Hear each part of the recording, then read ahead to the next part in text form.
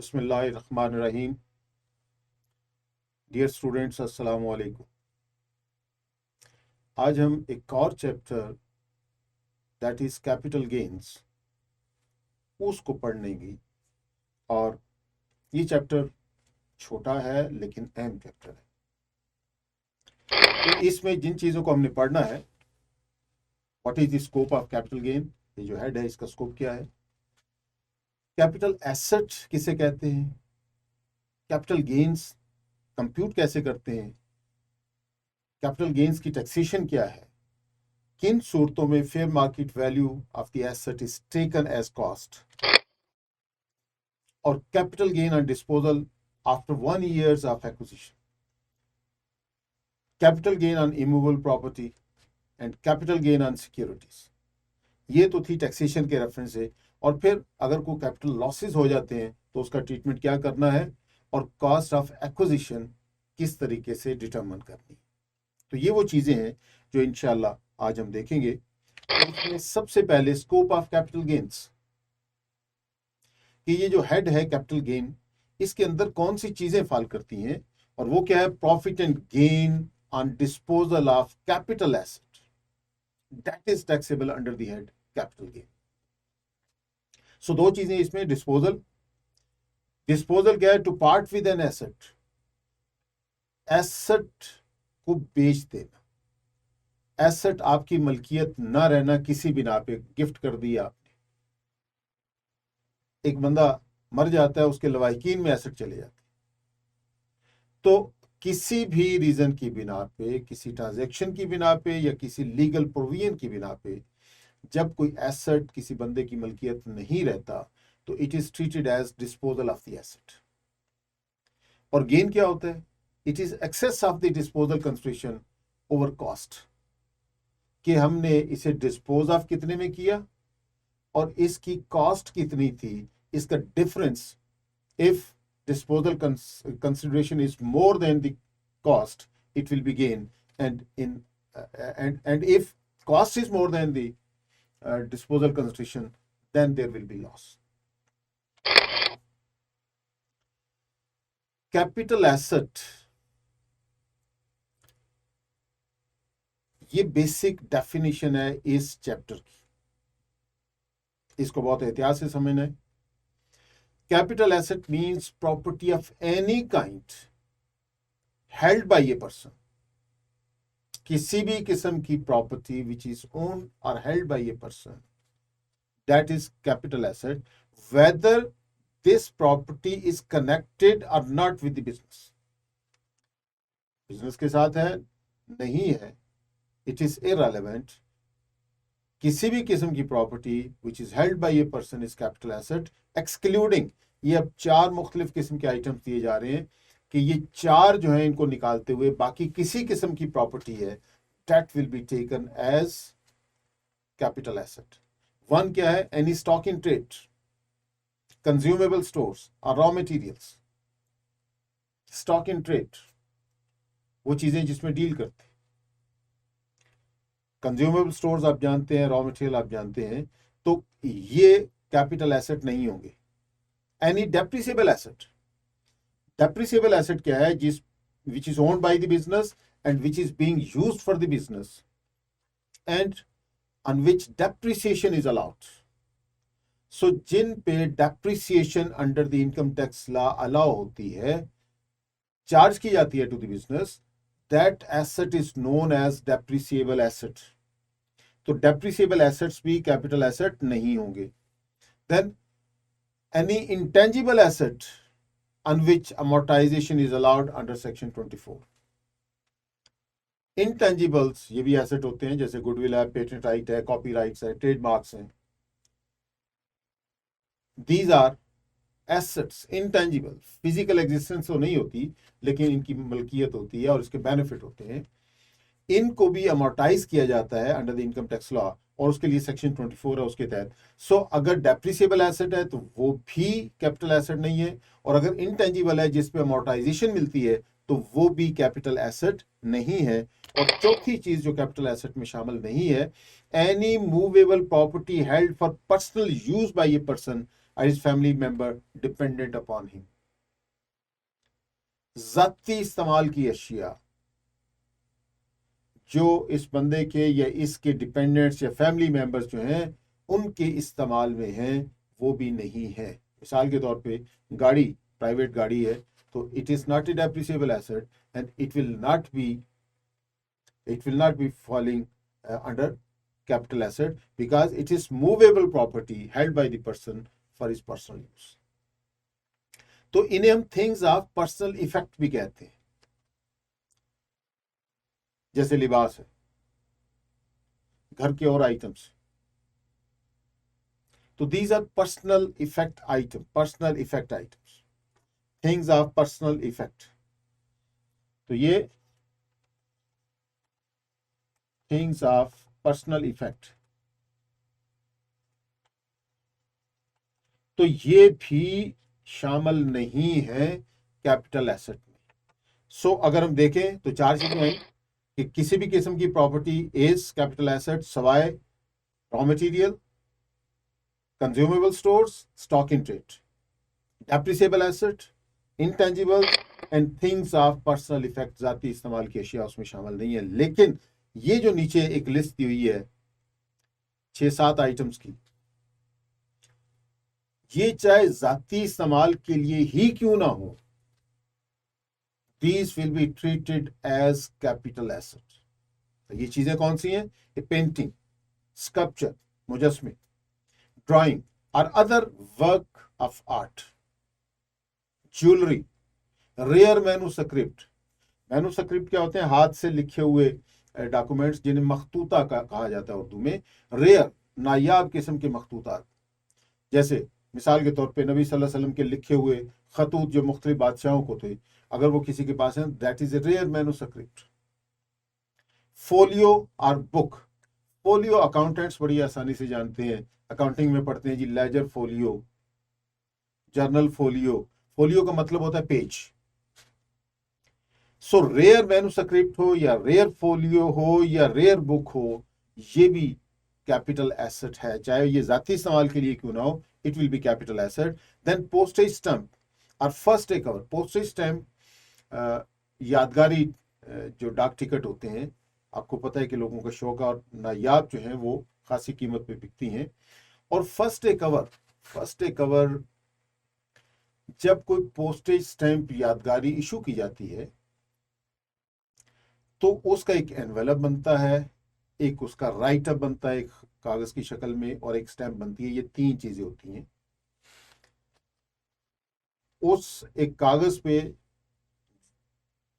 उसकी टिकट बनाई जाती है और फिर किस वाक़े की याद में उसको इशू किया जा रहा है ये उसमें होता है, और एक एनवेलप बनता है जिस पे वो स्टैंप लगाई जाती है, उसकी डेट जिस तारीख को इशू की जाती है ये उस लिफाफे पे प्रिंटेड होती है। तो this whole package is known as first day cover. Then coin, पुराने सिक्के हैं, मेडल्स हैं, मेडल्स हैं, और एंटीक है। तो ये जो 6-7 आइटम्स हैं, ये चाहे जाती इस्तेमाल के लिए ही क्यों ना हो, ये कैपिटल एसेट होंगे। तो कैपिटल एसेट क्या हुआ? Property of any kind held by a person other than stock in trade, consumable stores, raw materials, depreciable asset, intangibles and things of personal effect. In 4 items को निकाल दें तो बाकी जो कुछ बचेगा, if it is a property and if it is held by a person, this will be capital asset। और ये जो 6 आइटम हमने पढ़े हैं पेंटिंग से लेके एंटीक तक, ये आइटम वो हैं जो पर्सनल इस्तेमाल के लिए भी क्यों ना हो, ये कैपिटल एसेट होंगे। देन कैपिटल गेन कैसे निकालना है? वही जो हमने ऊपर एक चीज देखी है कि बुनियादी तौर पे disposal construction received by a person, उसमें से कॉस्ट ऑफ द एसेट निकाल दें तो बाकी जो कुछ बचेगा it will be capital gain, और if cost is more than the disposal construction then it will be capital loss. और इसमें 2 चीजों को ध्यान में रखना है कि expenses and disposal form part of the cost of the asset.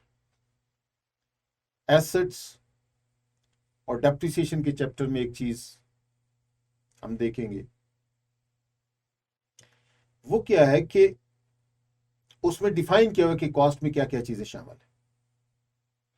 तो नॉर्मली जो हम कॉस्ट समझते हैं कि उसके लिए जो पैसे पे किए और फिर उसको यूजेबल कंडीशन तक लाने के लिए जो कुछ खर्च किया, that is taken as cost of the asset. लेकिन टैक्स में डिस्पोजल पे जो खर्चे हुए हैं वो खर्चे भी कॉस्ट का हिस्सा समझे जाते हैं। बात एक ही है कि जब हम गेन या लॉस किसी ट्रांजैक्शन पे निकालते हैं तो कितने में बेचा, उसे बेचने पे क्या खर्चा हुआ वो माइनस कर देते हैं, और वो आइटम लिया कितने में था वो माइनस कर देते हैं।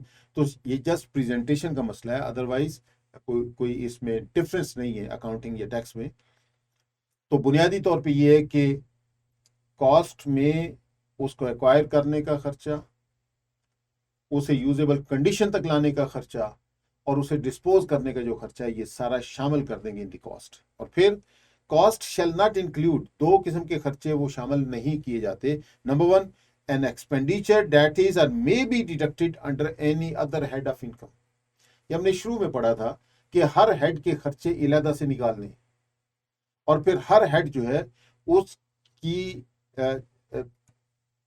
टैक्सेबल अमाउंट इलादा निकालनी होती है। सो अगर कोई खर्चा ऐसा है जो किसी दूसरे हेड ऑफ इनकम में माइनस हो सकता है तो नेचुरली दो दफा तो हम उसे नहीं करेंगे या उसे कॉस्ट का हिस्सा नहीं बनाएंगे। और फिर एनी इनएडमिसिबल एक्सपेंडिचर, ये बिजनेस इनकम में ये डिस्कस की गई है section 21 of the income tax ordinance में।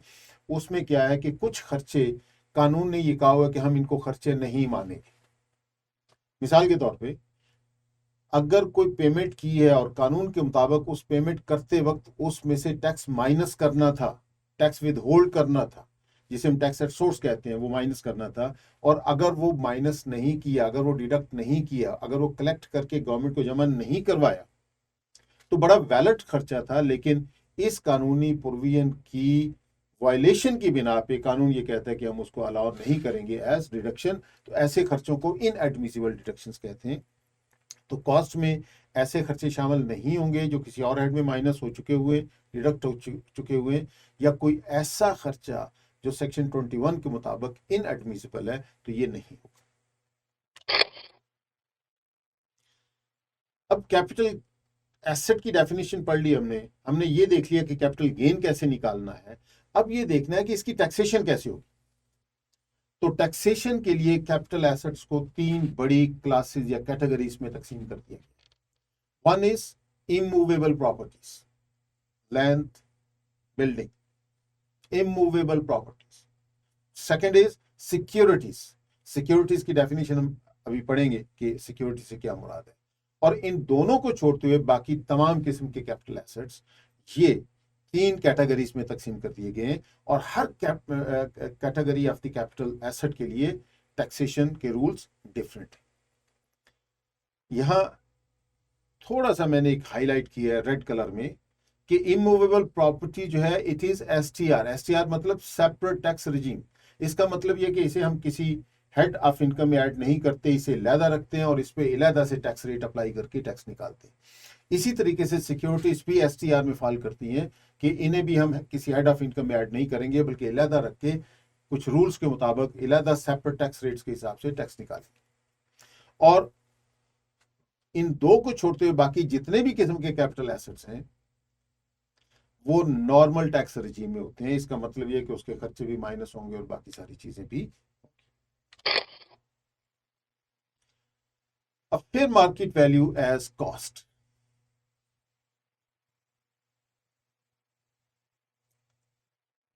नॉर्मली तो हमने ये पढ़ा है कि जितने में वो चीज खरीदी और उसको यूजेबल कंडीशन तक लाने के लिए जो खर्च किया, डेट इज द कॉस्ट। लेकिन कुछ ट्रांजैक्शंस ऐसे होते हैं जिसमें नॉर्मली कोई पेमेंट नहीं की गई होती, किसी कानूनी प्रोविजन की एप्लीकेशन की बिना पे या किसी और रीजन की बिना पे वो एसेट एक बंदे से दूसरे बंदे के पास चला जाता है। अब चूंकि उसमें अदायगी नहीं हुई तो ऐसी सूरत में fair market value of the asset at the time when the asset is transferred to this particular person is taken as cost. और ये कौन कौन से हैं? Gift from a relative.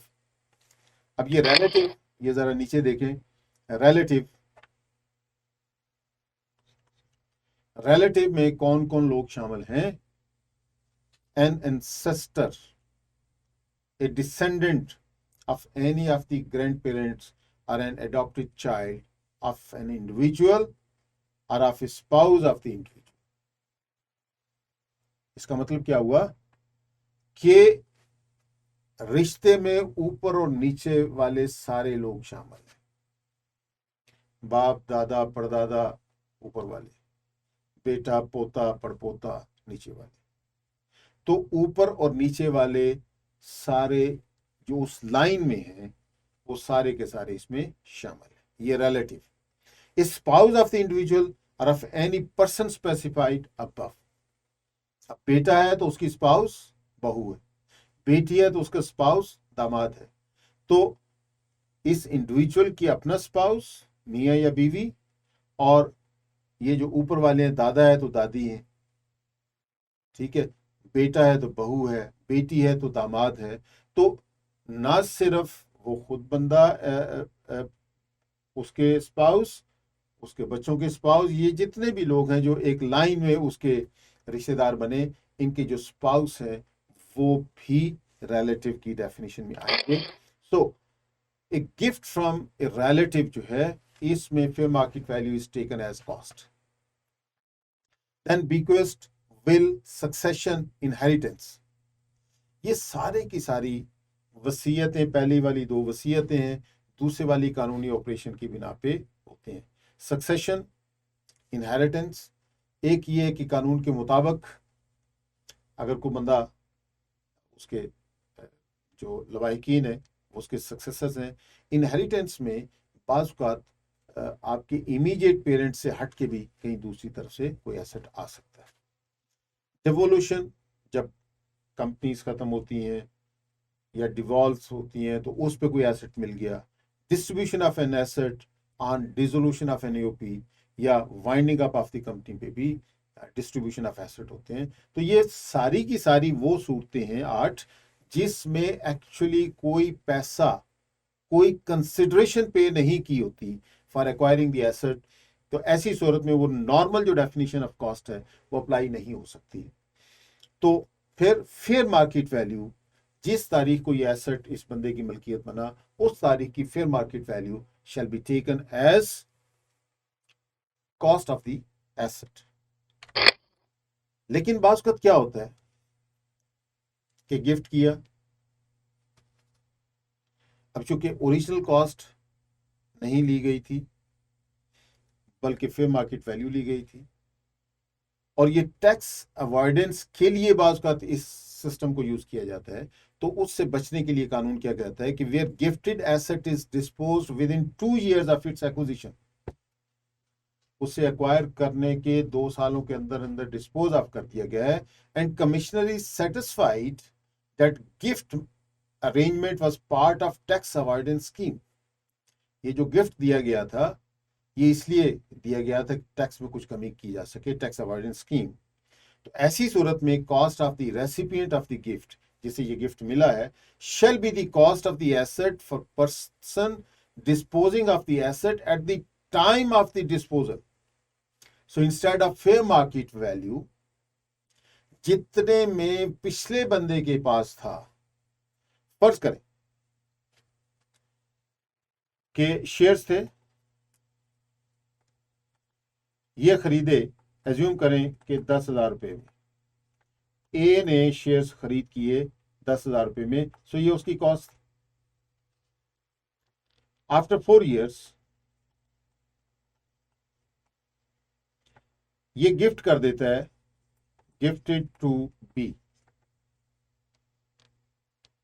और इस वक्त फेयर मार्केट वैल्यू इज से ₹30,000। जस्ट अजम्पशन कि 4 साल बाद इसकी फेयर मार्केट वैल्यू ऑफ 30,000। तो नॉर्मली बी जो है, बी की cost for B,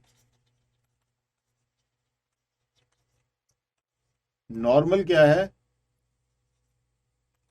fair market value, और हमारी इस एग्जांपल में 30,000 is the fair market value.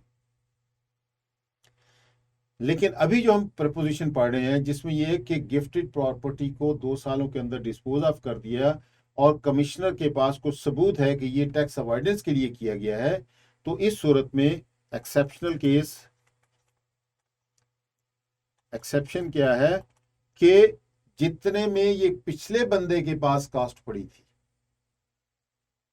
और वो उसकी कॉस्ट थी ₹10,000, दैट वाज ₹100,000। अगर 100,000 है तो इस एग्जांपल में हम इसे ये 3 लाख रुपया लेते हैं, तो 1 लाख रुपया उसकी कॉस्ट थी अगर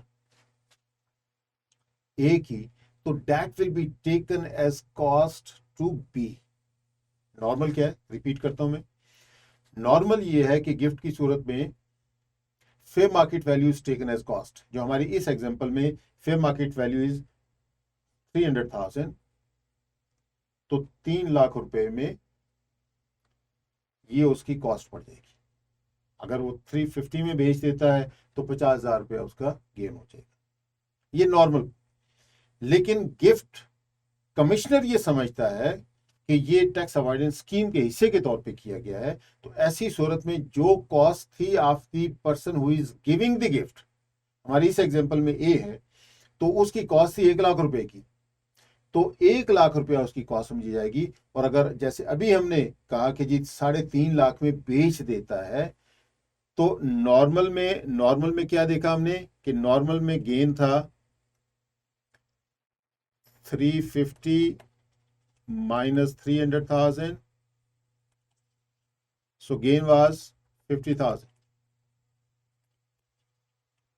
एक्सेप्शनल केस में 1 लाख रुपया उसकी कॉस्ट है और 350 में बिका है, तो इसका मतलब ये कि 2.5 लाख रुपया उसका गेन हो जाएगा। ये फर्क पड़ता है इस चीज का।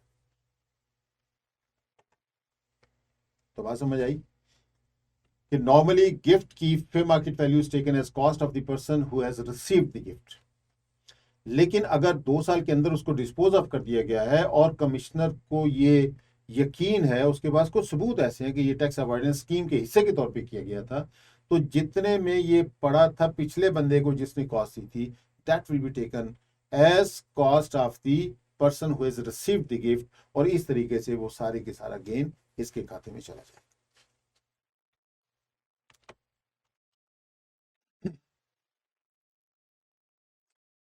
अब इसमें आगे है कि अगर इस एसेट को, और ये एसेट वही है जो एनटीआर वाले हम डिस्कस कर रहे हैं, it is not immovable property, it is not security, इससे हटके जो बाकी कैपिटल एसेट्स हैं उनकी बात हो रही है।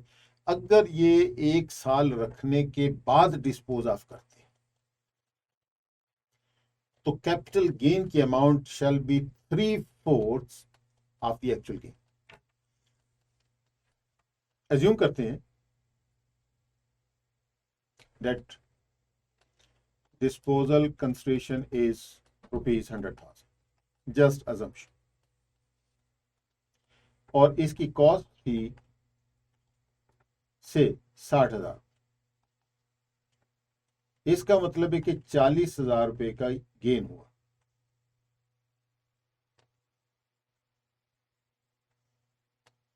अब 40,000 रुपए का अगर गेन होता है तो इस गेन में अगर तो ये नॉर्मल तरीके से है तो फिर तो 40,000 ही गेन गिना जाएगा। लेकिन अगर ये 1 साल के अंदर इसको डिस्पोज ऑफ करते हैं तो फिर तो 40,000 ही गेन होगा। लेकिन अगर 1 साल के बाद इसको डिस्पोज ऑफ करते हैं तो ऐसी सूरत में ये एक्चुअल गेन का 3/4 हम लेंगे। तो आफ्टर 1 ईयर अगर होगा तो आफ्टर 1 ईयर डिस्पोजल अगर हुई है तो 3/4 ऑफ ₹40,000, इसका मतलब ये हुआ कि 30,000 रुपये हम एक्चुअल गेन नहीं, 30,000 रुपये it will be taxable gain.